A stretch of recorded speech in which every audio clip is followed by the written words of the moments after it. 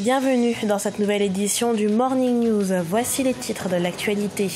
Le Rwanda est une destination de plus en plus prisée par les touristes, une activité génératrice de revenus pour le pays que les autorités partagent avec la population à hauteur de 10%. Une dizaine de familles a d'ailleurs reçu des maisons pour leurs efforts dans la conservation de la biodiversité.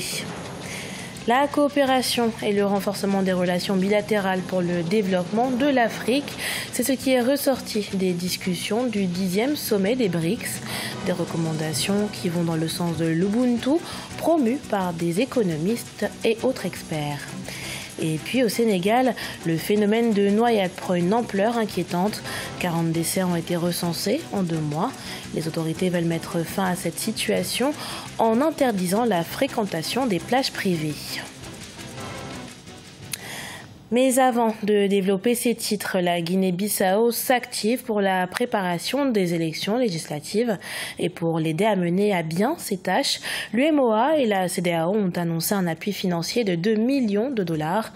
Une enveloppe qui vient s'ajouter aux millions de dollars déjà promis par l'UEMOA. L'ensemble des fonds a pour objectif d'accélérer les préparatifs pour les élections législatives prévues pour le 18 novembre 2018. Le Rwanda séduit de plus en plus les touristes et pour poursuivre le développement de ces secteurs, les autorités ont mis sur pied des projets communautaires centrés sur la redistribution des revenus de ce secteur. Projets qui ont permis à une dizaine de familles de bénéficier de maisons suite à l'arrêt de leur activité nuisible à l'environnement. Plus d'explications avec Fraterne Dakai Sanga, notre correspondant au Rwanda. 10 maisons d'une valeur de 36 millions de francs rwandais ont été octroyées à 10 familles de 48 personnes dans le secteur de Kitabi, district de Nyamagabe au sud du Rwanda. Selon les autorités rwandaises, ces familles menaient des activités qui détruisent la forêt naturelle de Nyungwe, la plus importante du Rwanda. Nous avons déménagé ces familles parce qu'elles avaient toujours des conflits avec les animaux qui vivent dans le parc. À part ça, ces gens menaient des activités destructrices de la biodiversité. Or, si nous voulons nous développer en tant que pays, nous devons commencer à protéger tout ce qui va avec l'environnement. L'octroi de ces maisons fait partie du programme du gouvernement rwandais de partager 10% des revenus touristiques à la population à travers le financement des projets communautaires. Ces projets concernent principalement la population avoisinant les parcs nationaux et d'autres lieux touristiques. La forêt a été toute ma vie. Elle m'a nourrie depuis que je suis toute petite. Je me souviens, quand j'étais encore jeune, je partais cueillir du miel avec mon père. On a toujours mangé de la viande des animaux qu'on chassait dans la forêt. Maintenant, on ne le fait plus car on nous a expliqué l'impact négatif de ces activités sur la biodiversité. Lancé en 2005 par le gouvernement rwandais, le programme de partage des revenus vise à guider les investissements dans les zones entourant les différents parcs nationaux du Rwanda afin de sensibiliser les communautés environnantes à l'importance de la conservation des forêts. Depuis 2017, les fonds disponibles pour soutenir ce programme sont passés de 5% à 10% de tous les revenus annuels du tourisme. La ZLECA, la zone de libre-échange continentale africaine, est en passe de compter un nouvel adhérent. La Côte d'Ivoire va en effet ratifier l'accord portant sur la création de cette zone qui vise à créer un marché unique africain d'environ 1,2 milliard de consommateurs, grâce entre autres à la suppression des droits de douane sur 90% des biens échangés à l'intérieur du continent. Le 10e sommet des BRICS s'est achevé le 27 juillet 2018 à Johannesburg, en Afrique du Sud. Un sommet anniversaire où le développement de l'Afrique était au centre des attentions. Renforcement des coopérations bilatérales, gouvernance plus inclusive, des éléments qui vont non sans rappeler chez certains l'Ubuntu, le concept du futur commun que des économistes et experts du continent entendent bien relancer. Les détails avec Sharon Camara.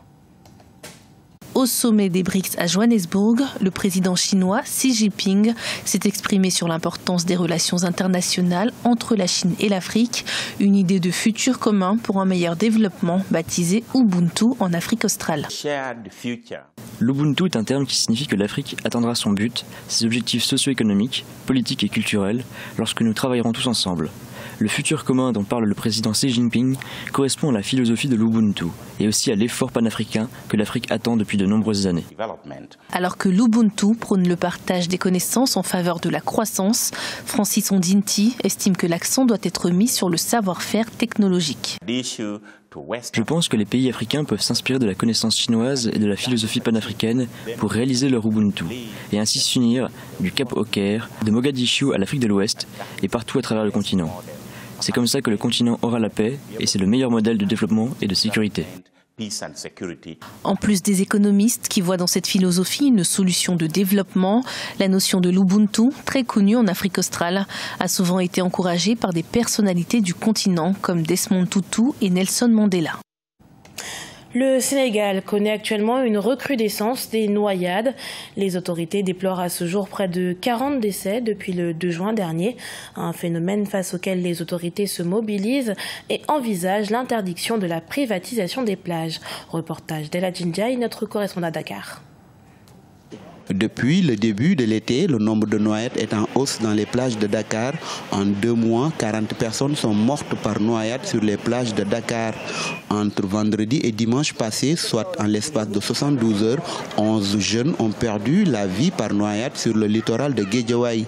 La sécurité et le manque de maîtres nageurs qualifiés dans les plages sont indexés.